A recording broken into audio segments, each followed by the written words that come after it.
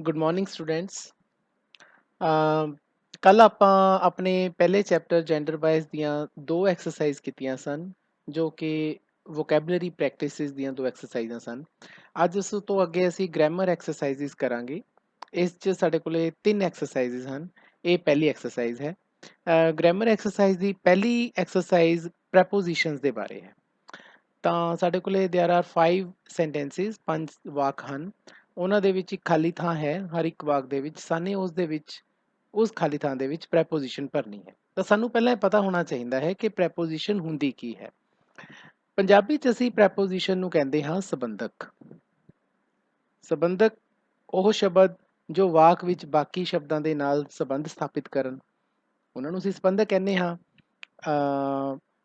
English ਦੇ ਵਿੱਚ ਅਸੀਂ ਪ੍ਰੈਪੋਜੀਸ਼ਨਸ ਨੂੰ ਕਿਵੇਂ ਦੱਸਾਂਗੇ? ਮੈਂ ਤੁਹਾਨੂੰ ਇਸ ਤੋਂ ਪਹਿਲਾਂ ਇੱਕ ਸੈਂਟੈਂਸ ਲਿਖਦਾ ਹਾਂ, ਤੁਹਾਨੂੰ ਇਸ ਤੋਂ ਜ਼ਿਆਦਾ ਕਲੈਰਿਟੀ ਹੋ ਜਾਏਗੀ ਕਿ the book is on the table।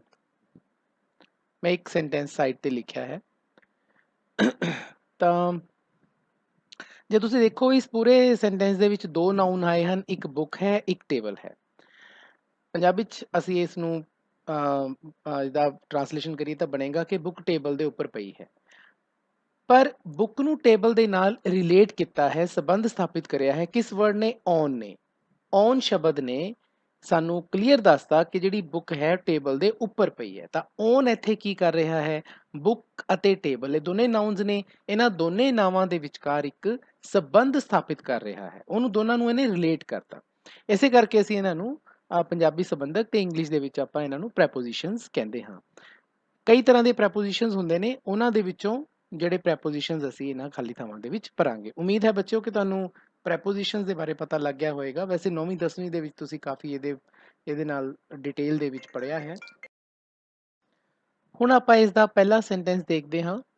ਇਹ ਸਾਰੇ ਸੈਂਟੈਂਸਿਸ ਜਿਹੜੇ ਨੇ ਇਹਨਾਂ ਦੇ ਵਿੱਚ ਜਿਹੜੀਆਂ ਪ੍ਰੈਪੋਜੀਸ਼ਨਸ ਆਈਆਂ ਨੇ ਇਹ ਜੈਂਡਰ ਬਾਇਸ ਦੇ ਚੈਪਟਰ ਵਿੱਚ ਵੀ ਹਨ। ਤਾਂ ਇਹ ਪ੍ਰੈਪੋਜੀਸ਼ਨ ਉੱਥੋਂ ਹੀ ਚੱਕੀਆਂ ਗਈਆਂ ਹਨ।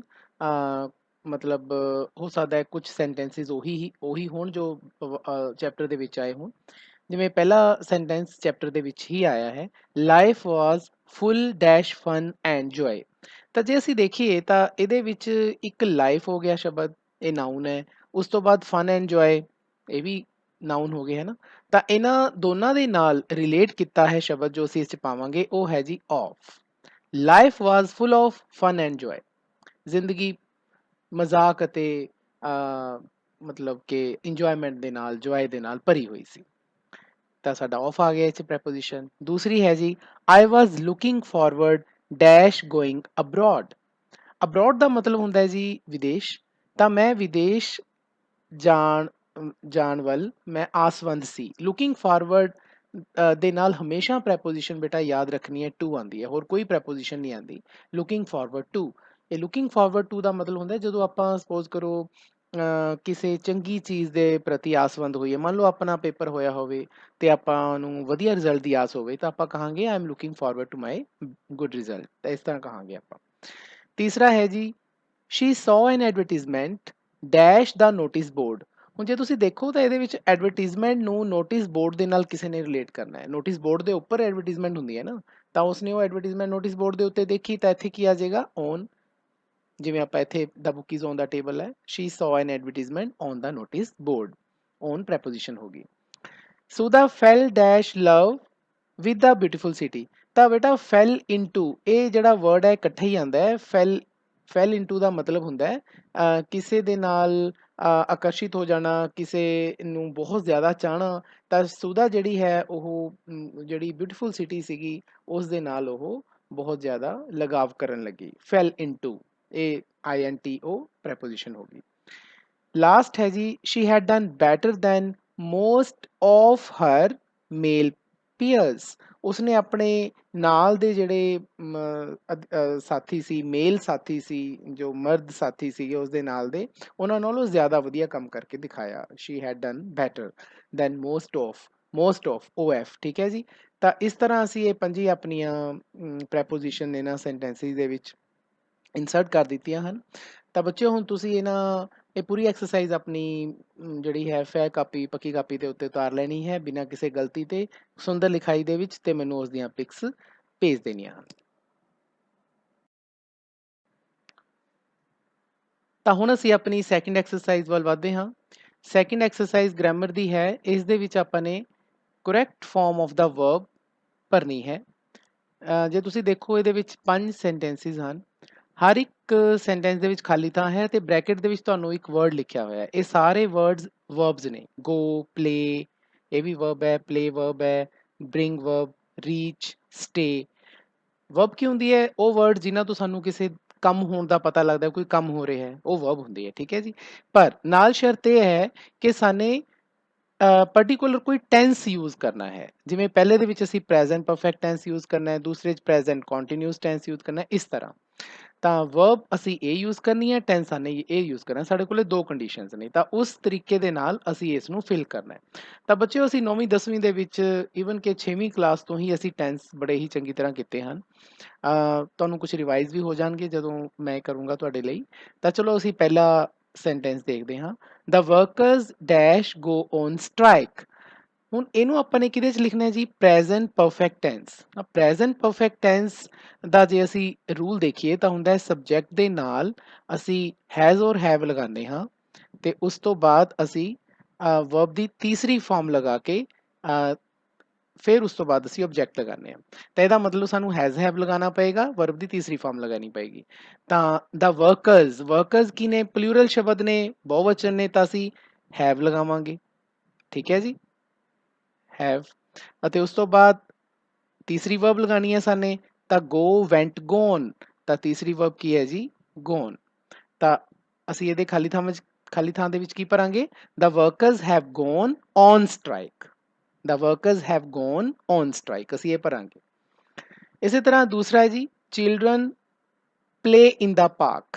ਹੁਣ ਸਾਨੇ ਵਰਬ ਪਲੇ ਯੂਜ਼ ਕਰਨੀ ਹੈ, ਬਟ ਕੰਡੀਸ਼ਨ ਦੂਜੀ ਕੀ ਹੈ ਕਿ ਪ੍ਰੈਜ਼ੈਂਟ ਕੰਟੀਨਿਊਸ ਟੈਂਸ ਯੂਜ਼ ਕਰਨਾ ਹੈ।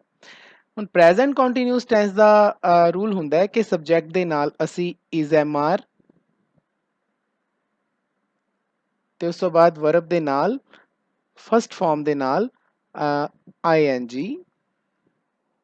ਸੌਰੀ, ਥੋੜੀ ਇਹ ਕੰਪਿਊਟਰ ਦੇ ਵਿੱਚ ਲਿਖਣਾ ਔਖਾ ਹੁੰਦਾ ਹੈ। ਚਲੋ ਇਹ ਯੂਜ਼ ਕਰਦੇ ਹਾਂ। ਤਾਂ ਇਜ਼, ਐਮ, ਆਰ ਯੂਜ਼ ਕਰਾਂਗੇ ਜੀ। ਚਿਲਡਰਨ ਨੇ ਜ਼ਿਆਦਾ ਜਣੇ ਨੇ ਤਾਂ ਅਸੀਂ ਚਿਲਡਰਨ ਦੇ ਨਾਲ ਫਿਰ ਕੀ ਪਾਵਾਂਗੇ ਜੀ? ਜ਼ਿਆਦਾ ਜਣਿਆਂ ਲਈ ਆਰ ਪਾਵਾਂਗੇ। ਠੀਕ ਹੈ। ਉਸ ਤੋਂ ਬਾਅਦ ਵਰਬ ਦੀ ਫਸਟ ਫਾਰਮ ਸਾਡੇ ਕੋਲੇ ਦਿੱਤੀ ਹੋਈ ਹੈ। ਇਹ ਸਾਰੀਆਂ ਵਰਬ ਦੀਆਂ ਫਸਟ ਫਾਰਮ ਹੀ ਹੈ। ਗੋ, ਪਲੇ, ਬ੍ਰਿੰਗ, ਰੀਚ, ਸਟੇ, ਸਾਰੀਆਂ ਵਰਬ ਦੀਆਂ ਫਸਟ ਫਾਰਮ ਦਿੱਤੀਆਂ ਹੋਈਆਂ। ਤਾਂ ਫਸਟ ਫਾਰਮ ਦੇ ਨਾਲ ਅਸੀਂ ਸਿੰਪਲ ਕੀ ਪਾ ਦੇਣਾ ਹੈ? Playing, PLAYING। ਤਾਂ ਆਪਾਂ ਇਹਦੇ ਵਿੱਚ ਕੀ ਪਾਤਾ? Children R playing in the park. ਦੂਸਰਾ ਹੈ ਜੀ, ਤੀਸਰਾ ਸੈਂਟੈਂਸ ਹੈ, hard work dash bring success. Bring ਅਸੀਂ ਵਰਬ ਯੂਜ਼ ਕਰਨੀ ਹੈ, ਪਰ ਅਸੀਂ ਉਹਦੇ ਵਿੱਚ ਟੈਂਸ ਕਿਹੜਾ ਯੂਜ਼ ਕਰਨਾ ਹੈ? Simple present. ਹੁਣ ਸਿੰਪਲ ਪ੍ਰੈਜ਼ੈਂਟ ਦਾ ਸਿੰਪਲ ਜਿਹਾ ਹੁੰਦਾ ਹੈ ਕਿ ਅਸੀਂ ਇਹਦੇ ਵਿੱਚ ਵਰਬ ਦੀ ਫਸਟ ਫਾਰਮ ਦੇ ਨਾਲ ਐਸ ਔਰ ਈਐਸ ਯੂਜ਼ ਕਰਦੇ ਹਾਂ।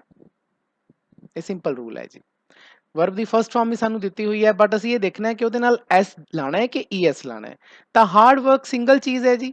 ਜਦੋਂ ਸਿੰਗਲ ਸਾਡਾ ਸਬਜੈਕਟ ਹੁੰਦਾ ਹੈ ਤਾਂ ਅਸੀਂ ਉਹਦੇ ਨਾਲ ਕੱਲਾ ਐਸ ਲਗਾ ਦਿੰਦੇ ਹਾਂ। ਤਾਂ ਬ੍ਰਿੰਗ ਦੇ ਨਾਲ ਅਸੀਂ ਐਸ ਲਗਾ ਦਾਂਗੇ। Hard work brings success. Fourth sentence ਹੈ ਜੀ, he reach the ground before the match ਸਟਾਰਟਿਡ।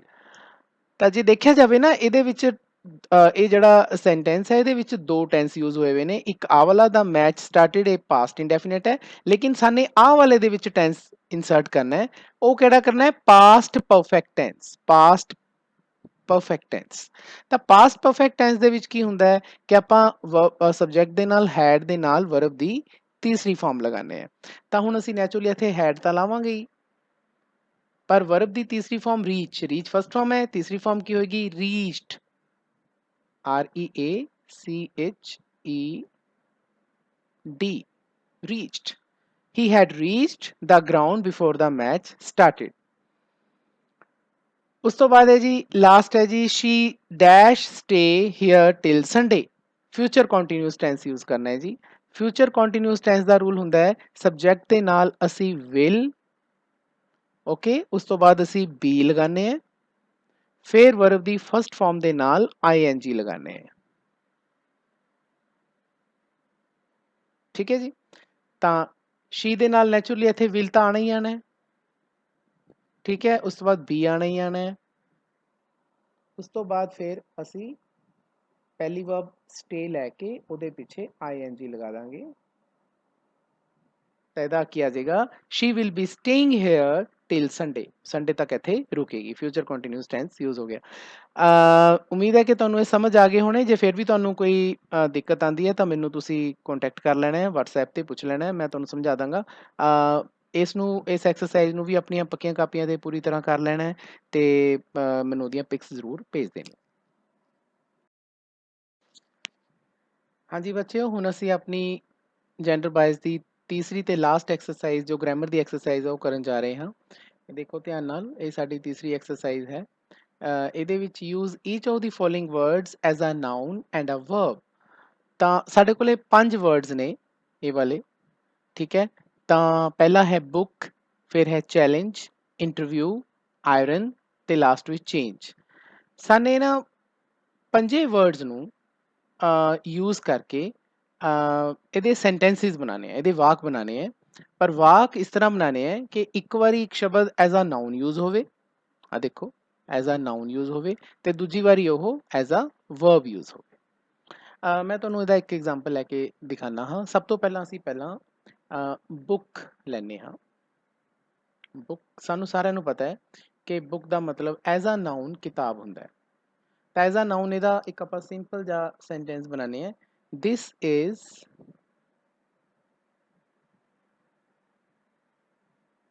My book. ਇਹ ਨਾਊਨ ਦੇ ਤੌਰ ਤੇ ਹੋ ਗਿਆ, ਇਹ ਸਾਡਾ ਜਿਹੜਾ ਸੈਂਟੈਂਸ ਹੋ ਗਿਆ ਨਾਊਨ ਦੇ ਤੌਰ ਤੇ ਹੋ ਗਿਆ, ਇਹ ਮੇਰੀ ਕਿਤਾਬ ਹੈ। ਐਜ਼ ਅ ਵਰਬ ਅਸੀਂ ਇਸ ਨੂੰ ਕਿਵੇਂ ਯੂਜ਼ ਕਰਾਂਗੇ? ਜਦੋਂ ਐਜ਼ ਅ ਨਾਊਨ ਬੁੱਕ ਨੂੰ ਯੂਜ਼ ਕਰਦੇ ਹਾਂ ਉਹਦਾ ਮਤਲਬ ਹੁੰਦਾ ਹੈ ਕਿਤਾਬ, ਪਰ ਜਦੋਂ ਇਸ ਨੂੰ ਐਜ਼ ਅ ਵਰਬ ਯੂਜ਼ ਕਰਦੇ ਹਾਂ ਤਾਂ ਕਿਸੇ ਚੀਜ਼ ਦੀ ਬੁਕਿੰਗ ਕਰਵਾਉਣਾ, ਤੁਹਾਨੂੰ ਪਤਾ ਹੈ ਵਰਬ ਦਾ ਮਤਲਬ ਕੋਈ ਕੰਮ ਕਰਵਾਉਣਾ ਹੈ ਨਾ, ਤਾਂ ਇੱਥੇ ਬੁਕਿੰਗ ਕਰਵਾਉਣ ਦਾ ਕੰਮ ਆਏਗਾ। ਤਾਂ ਸਾਡੇ ਸੈਂਟੈਂਸ ਦੇ ਵਿੱਚ ਬੁੱਕ ਸ਼ਬਦ ਐਜ਼ ਅ ਵਰਬ ਯੂਜ਼ ਹੋਣਾ ਚਾਹੀਦਾ ਹੈ, ਜਿਸ ਦਾ ਮਤਲਬ ਹੋਵੇ ਕਿਤਾਬ ਨਾ ਹੋਵੇ, ਉਸ ਦਾ ਮਤਲਬ ਹੋਵੇ ਕਿ ਅਸੀਂ ਕਿਸੇ ਚੀਜ਼ ਨੂੰ ਬੁੱਕ ਕਰਾਇਆ। ਤਾਂ ਇਹਦਾ ਇੱਕ ਸਿੰਪਲ ਜਿਹਾ ਸੈਂਟੈਂਸ, ਬੜੇ ਸਿੰਪਲ ਸੈਂਟੈਂਸ ਬਣਾ ਰਹੇ ਹਾਂ, ਆਈ ਬੁੱਕਡ 2 tickets,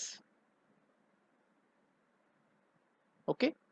ਤਾਂ ਇਸ ਤਰ੍ਹਾਂ ਬੇਟਾ ਮੈਂ ਇਹਦੇ ਦੋ ਸਿੰਪਲ ਜੇ ਸੈਂਟੈਂਸ ਬਣਾਏ ਹੈ। ਜੇ ਤੁਸੀਂ ਦੇਖੋ ਪਹਿਲੇ ਸੈਂਟੈਂਸ ਦੇ ਵਿੱਚ ਇਹ ਐਜ਼ ਅ ਨਾਊਨ ਯੂਜ਼ ਹੋਇਆ, ਸਾਨੂੰ ਪਤਾ ਹੈ ਕਿ ਐਜ਼ ਅ ਨਾਊਨ ਬੁੱਕ ਦਾ ਮਤਲਬ ਹੁੰਦਾ ਕਿਤਾਬ, ਦਿਸ ਇਜ਼ ਮਾਈ ਬੁੱਕ, ਇਹ ਮੇਰੀ ਕਿਤਾਬ ਹੈ।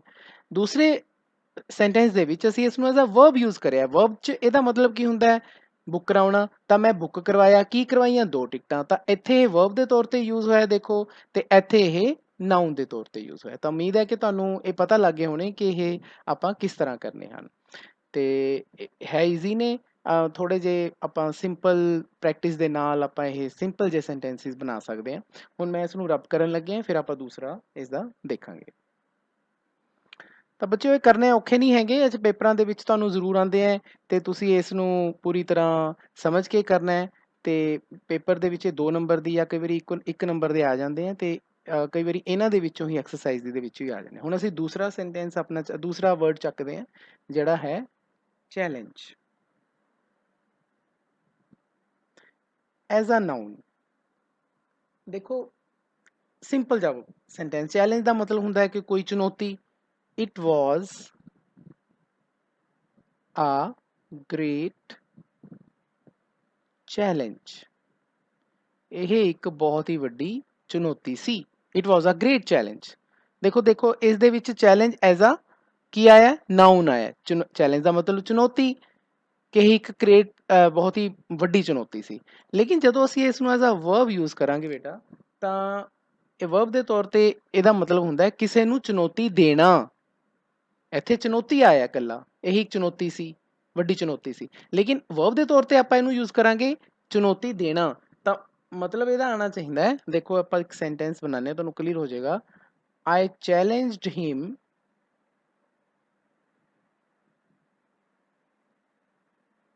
in the game.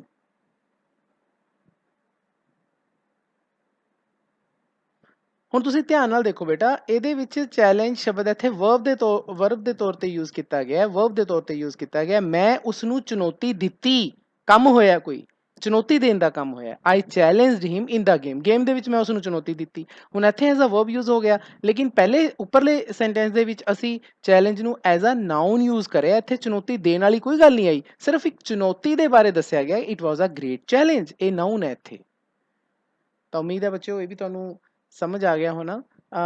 ਕੋਈ ਔਖੇ ਨਹੀਂ ਹੈਗੇ, ਮੈਂ ਜਿਵੇਂ ਤੁਹਾਨੂੰ ਪਹਿਲਾਂ ਹੀ ਦੱਸਿਆ ਹੈ ਸਿੰਪਲ ਹੀ ਨੇ। ਬਸ ਇਹ ਹੈ ਕਿ ਥੋੜ੍ਹਾ ਜਿਹਾ ਇਹਨਾਂ ਦੀ ਪ੍ਰੈਕਟਿਸ ਦੀ ਲੋੜ ਹੈ। ਪੇਪਰ ਦੇ ਵਿੱਚ ਇਹ ਹਮੇਸ਼ਾ ਆਉਂਦੇ ਨੇ ਅਤੇ ਇਹਨਾਂ ਨੂੰ ਤੁਸੀਂ ਆਪ ਕਰਕੇ ਦੇਖੋ। ਸਿੰਪਲ ਸੈਂਟੈਂਸ ਬਣਾਓ, ਕੋਈ ਬਹੁਤੇ ਹਾਈ ਫਾਈ ਸੈਂਟੈਂਸ ਬਣਾਉਣ ਦੀ ਜ਼ਰੂਰਤ ਨਹੀਂ ਆਪਾਂ ਨੂੰ। ਸਿੰਪਲ ਸੈਂਟੈਂਸ ਬਣਾਓ, ਆਪਣਾ ਕੰਮ ਚੱਲਦਾ ਹੈ। ਹਾਂਜੀ, ਆਪਣਾ ਅਗਲਾ ਜਿਹੜਾ ਵਰਡ ਹੈ ਉਹ ਹੈ ਇੰਟਰਵਿਊ। ਇੰਟਰਵਿਊ ਤੁਹਾਨੂੰ ਪਤਾ ਹੀ ਹੈ, ਜਿਵੇਂ ਕਿਸੇ ਟੀਚਰਸ ਦੀ ਇੰਟਰਵਿਊ ਹੁੰਦੀ ਹੈ ਜਾਂ ਹੋਰ ਵੀ ਵਿਭਾਗਾਂ 'ਚ ਕਈ ਅਸਾਮੀਆਂ ਦੀ ਇੰਟਰਵਿਊ ਹੁੰਦੀ ਹੈ। ਤਾਂ ਇਹਦਾ ਇੱਕ ਸਿੰਪਲ ਜਿਹਾ ਸੈਂਟੈਂਸ ਆਪਾਂ ਬਣਾਉਂਦੇ ਹਾਂ, ਆਈ ਵੈਂਟ for N interview.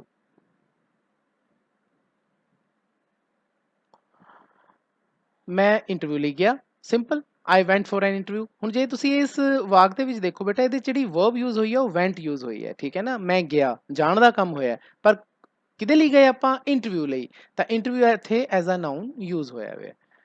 As a verb ਆਪਾਂ ਇਸਦਾ ਸੈਂਟੈਂਸ ਬਣਾਉਂਦੇ ਹਾਂ, I was interviewed. I was interviewed by two persons.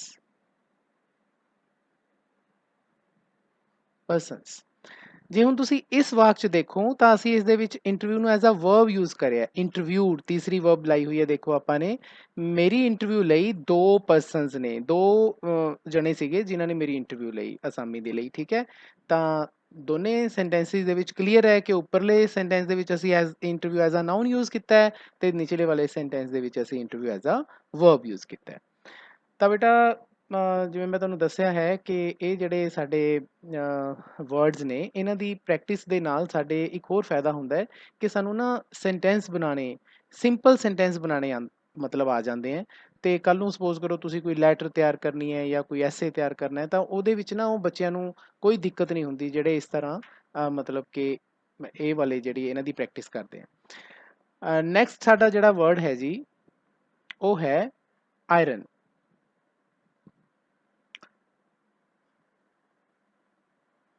As a noun iron ਤੁਹਾਨੂੰ ਪਤਾ ਇੱਕ ਲੋਹਾ ਹੈ ਨਾ, ਧਾਤ ਹੈ। ਤਾਂ ਐਜ਼ ਅ ਨਾਊਨ ਆਪਾਂ ਇਹਦਾ ਬੜਾ ਸਿੰਪਲ ਜਿਹਾ ਬਣਾਉਂਦੇ ਹਾਂ ਕਿ ਆਇਰਨ ਇਜ਼ ਅ ਮੈਟਲ, ਕਿ ਲੋਹਾ ਇੱਕ ਧਾਤ ਹੈ। ਤਾਂ ਇੱਥੇ iron as a noun use ਹੋ ਗਿਆ, ਠੀਕ ਹੈ। Iron as a noun use ਹੋ ਗਿਆ, ਆਇਰਨ ਇਜ਼ ਅ ਮੈਟਲ। ਲੇਕਿਨ ਵਰਬ ਦੇ ਤੌਰ ਤੇ ਦਾ ਜਿਹੜਾ ਮਤਲਬ ਹੈ ਬਿਲਕੁਲ ਬਦਲ ਜਾਂਦਾ। ਆਇਰਨ ਦਾ ਮਤਲਬ ਹੁੰਦਾ ਹੈ ਇਸਤਰੀ ਕਰਨਾ, ਪ੍ਰੈਸ ਕਰਨਾ, ਠੀਕ ਹੈ। ਤਾਂ ਇਹਦਾ ਆਪਾਂ ਸਿੰਪਲ ਜਿਹਾ ਬਣਾਉਂਦੇ ਹਾਂ ਕਿ I need to iron my shirt. ਹੁਣ ਜੇ ਤੁਸੀਂ ਇੱਥੇ ਦੇਖੋ ਤਾਂ ਇੱਥੇ ਆਪਾਂ ਆਇਰਨ ਨੂੰ ਐਜ਼ ਅ ਵਰਬ ਯੂਜ਼ ਕਰ ਲਿਆ। I need to iron, to iron, ਠੀਕ ਹੈ। ਟੂ ਇਨਫਿਨਿਟਿਵ ਲਾ ਕੇ ਵਰਬ ਦੀ ਤਰ੍ਹਾਂ ਇਹਨੂੰ ਯੂਜ਼ ਕਰ ਲਿਆ ਕਿ ਮੈਨੂੰ ਆਪਣੀ ਸ਼ਰਟ ਨੂੰ ਇਸਤਰੀ ਕਰਨ ਦੀ ਜ਼ਰੂਰਤ ਹੈ, ਉਸ ਨੂੰ ਪ੍ਰੈਸ ਕਰਨ ਦੀ ਜ਼ਰੂਰਤ ਹੈ। ਇੱਥੇ ਲੋਹੇ ਵਾਲੀ ਕੋਈ ਗੱਲ ਨਹੀਂ ਆਈ, ਇੱਥੇ ਐਜ਼ ਅ ਵਰਬ ਯੂਜ਼ ਹੋਈ ਹੈ, ਠੀਕ ਹੈ। ਅਤੇ ਇੱਥੇ ਐਜ਼ ਅ ਨਾਊਨ ਯੂਜ਼ ਹੋ ਗਿਆ। ਤਾਂ ਉਮੀਦ ਹੈ ਕਿ ਇਹ ਵੀ ਤੁਹਾਨੂੰ ਕਲੀਅਰ ਹੋ ਗਿਆ ਹੋਣਾ ਬੇਟਾ। ਤਾਂ ਜਿਵੇਂ ਮੈਂ ਤੁਹਾਨੂੰ ਪਹਿਲਾਂ ਦੱਸਿਆ ਕਿ ਇਹ ਜਿਹੜੇ ਵਰਡਸ ਹੁੰਦੇ ਨੇ ਇਹਨਾਂ ਦੇ ਨਾਲ ਸਾਡੀ ਕਾਫੀ ਅੱਛੀ ਪ੍ਰੈਕਟਿਸ ਹੋ ਜਾਂਦੀ ਹੈ ਸੈਂਟੈਂਸਿਸ ਬਣਾਉਣ 'ਚ। ਸਿੰਪਲ ਸੈਂਟੈਂਸ ਬਣਾਓ, ਮੈਂ ਤੁਹਾਨੂੰ ਬਾਰ-ਬਾਰ ਕਹਿਣਾ ਹੈ। ਜੇ ਤੁਸੀਂ ਬਾਕੀ ਆਪਣੀਆਂ ਹੈਲਪ ਬੁੱਕਸ ਦੇਖੋ, ਬੜੇ ਵੱਡੇ-ਵੱਡੇ ਸੈਂਟੈਂਸ ਬਣਾਏ ਹੁੰਦੇ ਨੇ ਜਿਹੜੇ ਯਾਦ ਹੀ ਨਹੀਂ ਰਹਿੰਦੇ। ਲੋਕੀ ਉਹਨਾਂ ਨੂੰ ਰੱਟੇ ਲਾਉਂਦੇ ਨੇ, ਰੱਟੇ ਯਾਦ ਨਹੀਂ ਰਹਿੰਦੇ। ਸਿੰਪਲ ਬਣਾਓ, ਆਪ ਕਰੋ, ਤੇ ਕੋਈ ਔਖਾ ਕੰਮ ਨਹੀਂ ਹੈ। ਲਾਸਟ ਸਾਡਾ ਵਰਡ ਹੈ ਜੀ ਚੇਂਜ।